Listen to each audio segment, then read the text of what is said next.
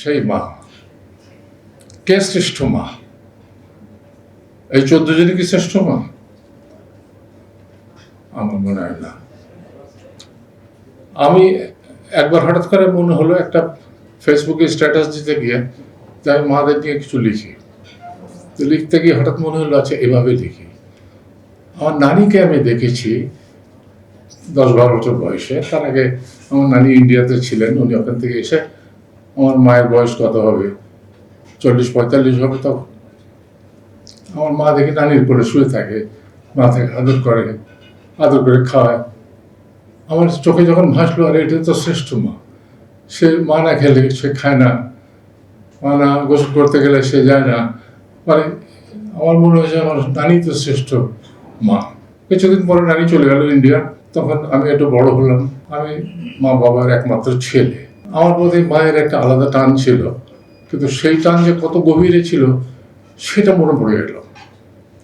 আমি ঢাকাতে পড়াশোনা করতাম, মা চট্টগ্রামে থাকতেন। মাসে 2 মাসে একবার যেতাম। মানে কোন জিনিসটা রেখে দেওয়া হতো আমার জন্য, এমন কোনো জিনিস নাই যেটা রেখে দেওয়া হতো না, যে রবি আসলে এটা খাবে, এটা রবি খাবে, ওটা রবির জন্য রাখো। সরি, আমার ডাক নাম রবি আর কি। যাই হোক, তো আমার মনে হলো যে না, আমার মাই শ্রেষ্ঠ মা। আমার বিবাহের পরে আমার শাশুড়িকে দেখলাম, আরে এই মহিলা তো অসাধারণ, তার কোনো তুলনা নাই। আর তার সবচেয়ে বড় তুলনা হলো উনি গ্রামে থাকতেন, এবং আমরা যখন গ্রামে বেড়াতে যেতাম, ভোরবেলা কাকপক্ষে ওঠার আগে উনি উঠতেন, শুরু হতো তার কাজকর্ম, রান্নাঘর, হেসেল নিয়ে, বাগান নিয়ে, এই নিয়ে। এবং রাত্রে সবাই শোয়ার পরে উনি একটু সময় পেতেন শোয়ার। আর আমাদেরকে যে কি খাওয়াবেন, কি করবেন, কি না করবেন, কখন কি অবস্থা, আমার মনে হয়েছে আরে ইনি তো শ্রেষ্ঠ মা। পরবর্তীতে আমার 2 সন্তান যখন বেড়ে ওঠা শুরু হলো, তাদের যে জীবন গঠন করা, তাদের সব কিছু নিয়ে ব্যবস্থাপনা, আমি নিশ্চিত হলাম যে আমার স্ত্রী শ্রেষ্ঠ মা। আসলে দুনিয়া এইভাবেই চলে। তারও পরে এসে দেখি আরে আমার 2 কন্যা তো কারো চেয়ে কম যায় না, এরা তো সন্তানন্ত প্রাণ। এদের এদের এই কার্যক্রম ছাড়া তার ছেলে মেয়ে দুটো মানুষ হতো না। এখন কাকে বলবো আমি শ্রেষ্ঠ মা? তখন আমার সিদ্ধান্ত হলো যে পৃথিবীর সকল মাই শ্রেষ্ঠ মা। আসলে সব মাই শ্রেষ্ঠ মা, কাকে ফেলে আমরা কাকে রাখবো? তারপরেও একটা কথা থাকে, পরীক্ষাতে তো সবাই প্রথম হয় না, সবাই ভালো পরীক্ষা দিলেও একজন প্রথম হয়।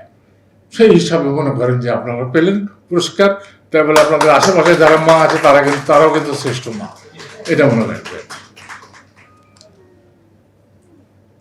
প্রসঙ্গক্রমে একটা গল্প বলি আপনাদের, যে মারা তো আরো অনেক ব্যাপারে শ্রেষ্ঠ হতে পারেন, তাই না? আমরা জানি যে রাঁধে সে চুলো বাঁধে, এটা তো আমরা জানি। এফডিসিতে শুটিং করছি, প্রডিউসার আমাকে বললেন আপনি রিক্সাওয়ালা। আমি রিক্সাওয়ালা, কিন্তু আমাকে যে রিক্সা চালাতে হবে এটা তো বলা হয়নি আমার। একটা সিচুয়েশন আসলো, সিকোয়েন্স, এটা আগে আমি পড়ি নাই। বললো যে আপনার মেয়ে অসুস্থ, আপনার মেয়েকে আপনি রিক্সা চালিয়ে নিয়ে যাবেন হাসপাতালে। আমি তো জীবনে রিক্সা চালাইনি ভাই। যাও তাই হোক, না চালাতে হবে, নাহলে চলবে না। তো নায়িকাকে উঠানো হলো, আমার মেয়ে, রিক্সা উঠানো হলো, আমি চালাতে উঠলাম। আমি প্যাডেল মারলে রিক্সা থেকে বাঁ দিকে দৌড়াই। আমি যতবার প্যাডেল মারি ওদের বাঁ দিকে চড়াই। আমার যে মহা মুশকিল, আমি মরলাম ভাই, এই নায়িকা মারা গেলে তো আমার তো বিপদ হয়ে যাবে, দেশের বিপদ হয়ে যাবে। তখন আমার নায়িকা এসে আমাকে বলে আপনি নামেন, আমি দেখাচ্ছি কি করে রিক্সা চালায়। নায়িকা উঠে আমার পিছনে বসাইলে বলল দেখেন, রিক্সা চালিয়ে গেল। সেই নায়িকা এই যে সামনে বসে আছে,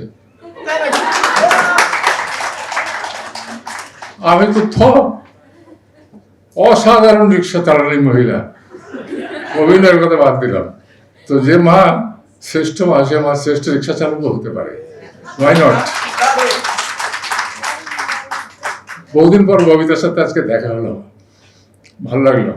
আর অনেকের সাথে দেখা হলো, আমাদের মিডিয়ার লোক সব যারা আছে, খুব ভালো লাগলো।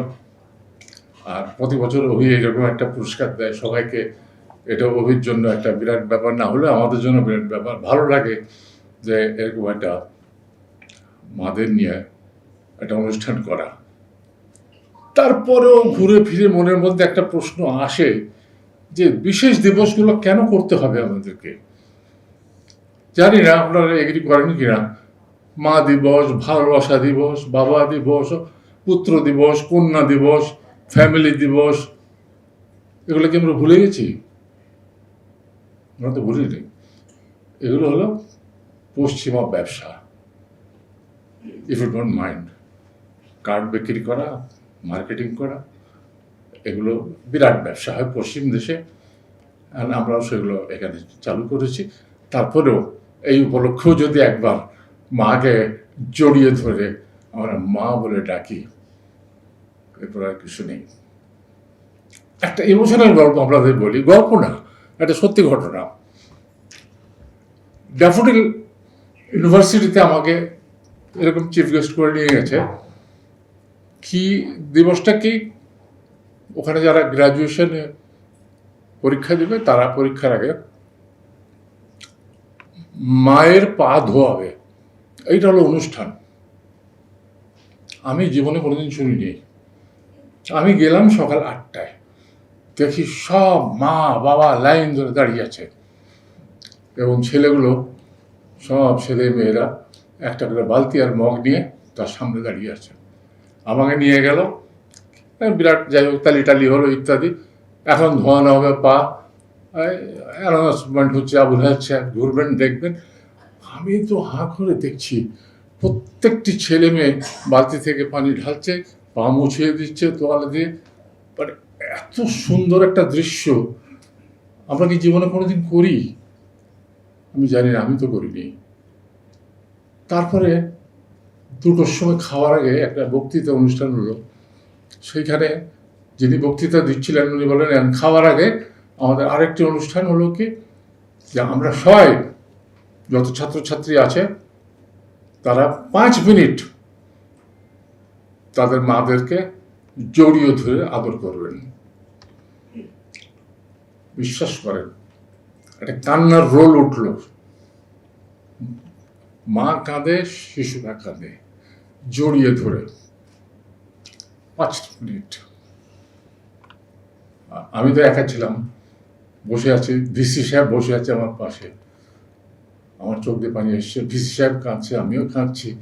কারণ এ দৃশ্য দেখার পর না কেঁদে পারা যায় না। এই হলো মা। আমার মা চলে গেছেন 50 বছর আগে। মনে পড়ে গেছে আজকে সকালে যখন অভির কথা বলেছে, তখনই মায়ের কথা মনে পড়েছে। বললাম না, বলতে পারবো না, পারবো না, মাফ করবেন না। ভালো থাকেন আপনারা সবাই।